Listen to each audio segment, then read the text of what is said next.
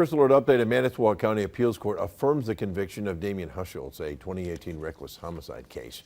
As we previously reported, the then 17-year-old pleaded guilty in 2021 to killing his 7-year-old cousin Ethan by carrying out abusive punishments and burying the boy in what he called a, quote, coffin of snow.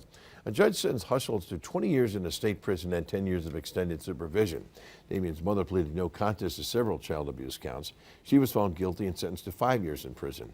The father, Timothy Hauschultz, who is accused of ordering the punishment, has yet to stand trial. A date for that trial has been set for June of this year. Under a state law signed in 2021, children in protective care will no longer be placed with admitted child abusers. The legislation is named Ethan's Law.